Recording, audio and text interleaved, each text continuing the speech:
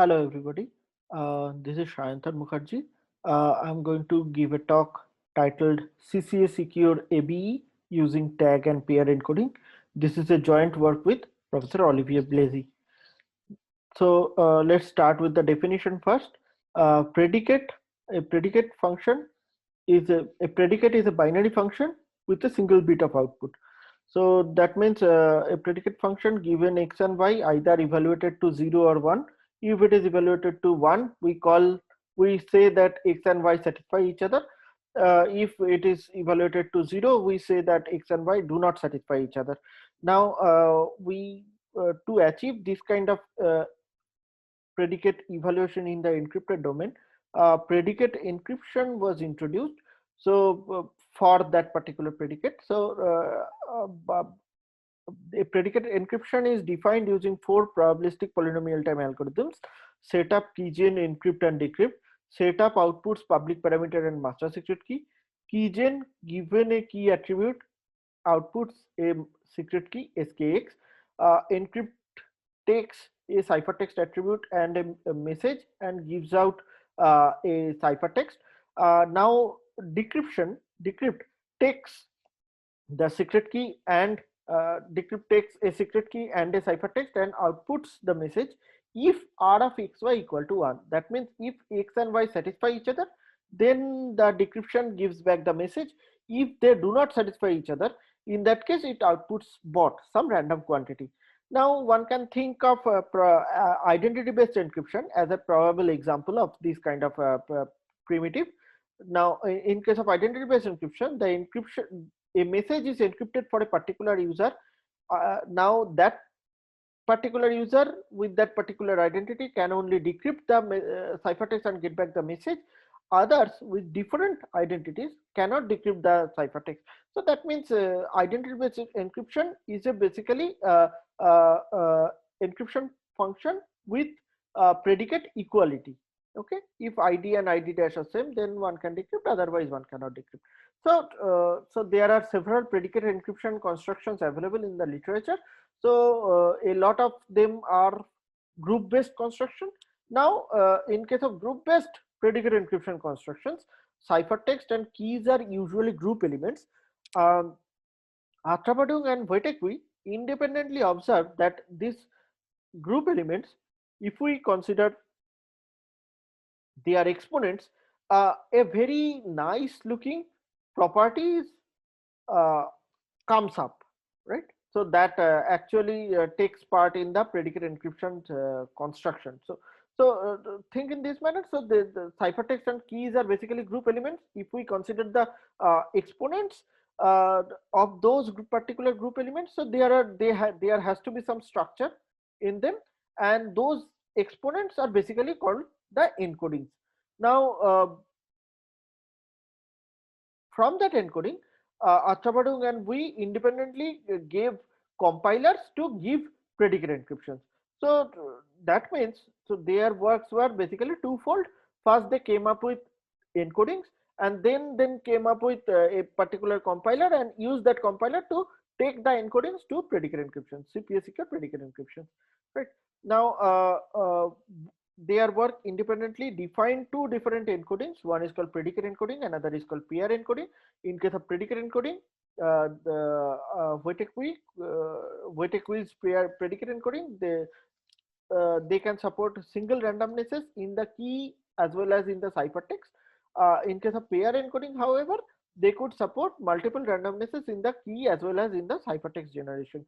Both these constructions were composite order constructions. So in later works, they again independently came up with um, prime order variant of predicate encryption from pair encoding and prime order variant of predicate encryption from predicate encoding. Both the constructions were proved using dual system proof technique, and they achieve IND CPA security. Okay, so following this, there was another work by Chen and Gong in 2017 Asia Kit. Over there, Chen and Gong generalized a series of work that started with the seminal work of Jutlaroy. Chen and Gong used predicate encodings to define tags. Now, these constructions are, their construction is really efficient, but there is a small problem that we already have mentioned, that in the last slide, that predicate encoding supports only single randomnesses and pair encoding supports multiple randomnesses. So and moreover, on top of that, Ambrona showed that pair encoding is actually indeed stronger. So a natural question one can ask is that CG17 has already done for predicate encoding, has already done construction of predicate encryption or attribute based encryption from tags which are defined using predicate encoding. Can one do the same for pair encoding as well? Like, can we create predicate encryption where tags are created from pair encoding? So yeah, so this is our primary objective. Along with this, we have another objective, is that we mentioned in the last slide that this construction, whatever construction we have mentioned till now, uh, all achieves IND CPA security. So since we are considering this in a generic sense, can we create a CCA secure attribute based encryption where tags reflect pair encoding? Can we do that? So for that, let us go into the what are the results. Let us uh, uh, go into the description of CCA security. What is CCA security, and then what are the results available in the CCA security, and based on that we can decide whether that is a interesting problem or not. So let's talk about CCA security. So in case of CCA security, adversaries are usually active and can tamper with the ciphertext. So in CCA security, the decryption oracle access is given to the adversary, right?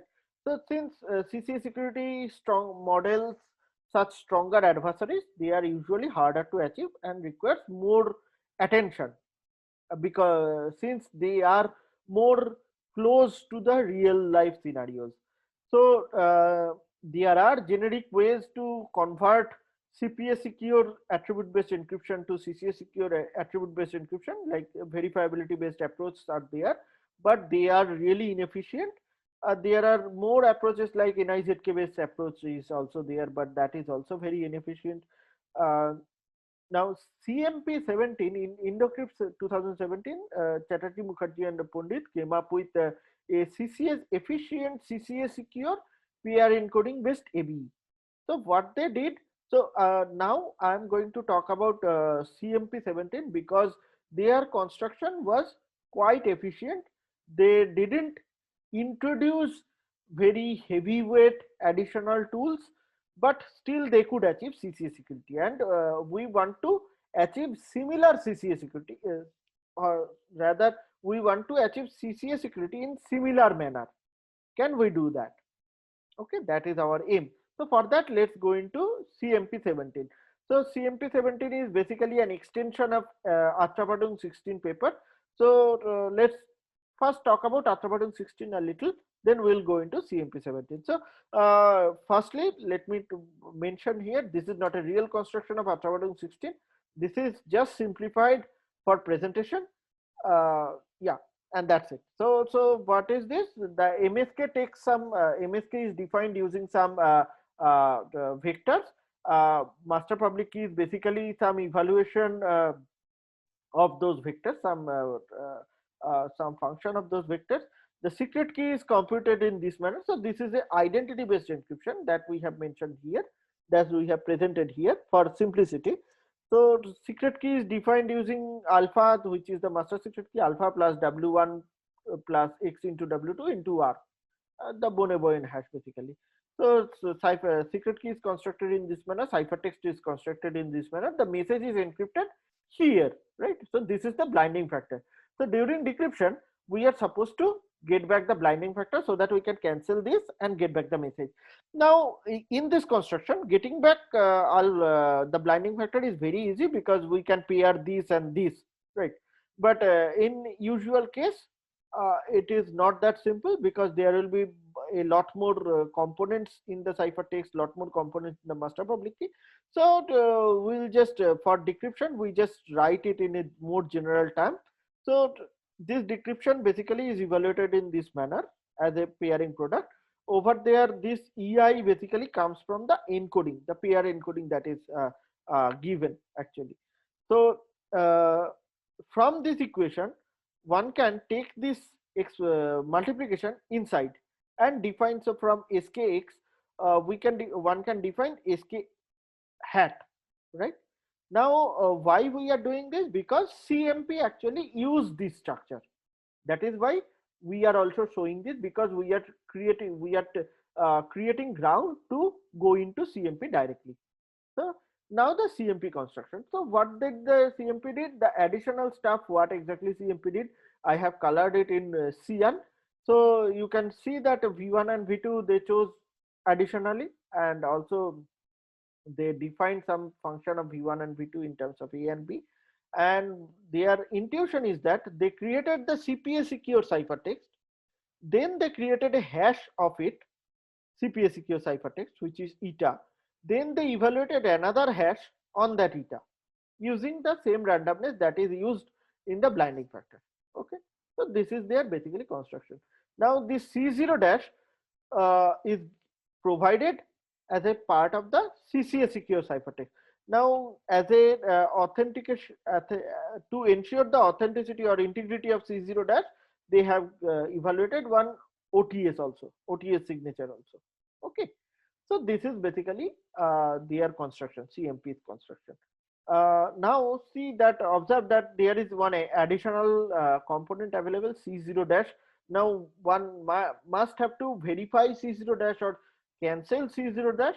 For that they defined, CMP defined something called SK tilde. So earlier, if you remember, here we were defining SK hat, right, in terms of this SK, right. Here CMP, what they did is that they first defined SK hat.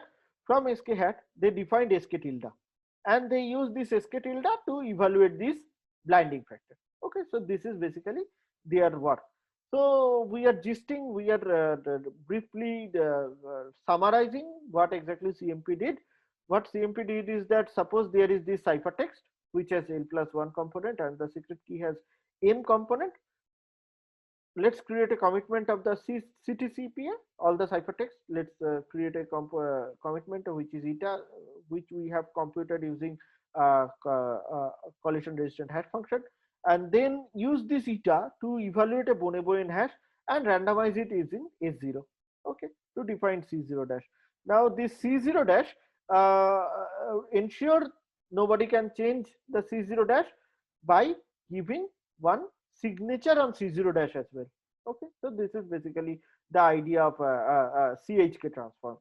So but CHK transform was for very simpler structure. This is a much complicated structure here. Is it sufficient? Actually it is sufficient. What they showed is that it is sufficient for their purpose, because intuitively the currently the idea is that, so if somebody changes CPA, the CPA ciphertext part, then eta will be changed. Now if eta is changed, then the Bonoboian hash will be independent. So from there the security argument basically follows. So what exactly CPA 17 did? The new ciphertext looks like this. The decryption defines something called SK tilde. Now SK tilde is defined using G2 component, okay, group 2 components to cancel C0 dash. Now please remember this stuff. This will be required in the coming sections. Like decryption requires some extra G2 component element in the public parameter. Now our aim now is to give efficient CCA Secure ABE where tags reflect pair encoding. Can we do that? Now in this construction, in this paper, we basically do that, and that is why we are presenting this. So let's start from the construction of CG17, which gave the tag based ABE construction. So the tag based ABE construction of CG17, which basically used predicate encoding, we want to achieve using pair encoding. But let's start from the basic, the CG17 construction, and we are doing CG17. We are appropriating the CG17 construction again for IBE. So here again we are defining some matrices W1, W2, W0A, and the public parameter is defining in this manner. The secret key is defining in this manner, and the ciphertext are defining in this defined in this manner. Now during decryption we have to compute this blinding factor. The blinding factor is can be computed if x and y are not equal. Sorry, x and y are equal, right? If they are not equal, then this creates a random value that basically hides the blinding factor. Okay, so this is the identity based encryption, and the Chen and Gong showed that this construction can be proved CCA secure construction. But notice here there are no G2 component. There are no G2 evaluation of W0, W1, W2 in the public parameter. So so what happens? Why? Here we mentioned that so we started our work from here, that why there is no G2 component. To understand why there is no G2 component, we have to go into the security proof of CG17. Now if we see the very crudely, if we see the security proof of CG17, what they did is that, so there is this ciphertext, right, AS, right? So this is the ciphertext. They change the AS to some random vector C, okay, by MDDH assumption. They translated this to this, okay. Then they redefine W1, W0 and W2 in terms of this. Now notice that, and this is actually crucial in their security proof. They define something called gamma 1, gamma 2 to construct this kind of new W1 and new W2 and new W0, and this is basically necessary in their construction. Okay, here is the problem. If we give W1 in the G2 component, we cannot do this. Okay, so the proof basically fails. So then here we are at the end, that why exactly so what exactly is our motivation here in this work. So our motivation here is to construct the CCS a predicate encryption construction from pair encoding like CMP17, and can we create efficient CCA secure construction like CMP17. Now we mentioned that we cannot go into details of our construction because it is quite involved. We would like to request the audience to please take a look at our paper, but we will be informally mention our result here. So the result is that we can support weaker pair encoding. This pair encoding, although this is, we mentioned it to be weaker, this can support multiple randomnesses in both ciphertext and both in the secret key. So that means as we earlier mentioned that the problematic aspect of predicate encoding, which is it supports only single randomness in key and in the ciphertext, but here we can support multiple randomnesses in key and ciphertext. So we are going closer to the pair encoding based predicate encryption approach.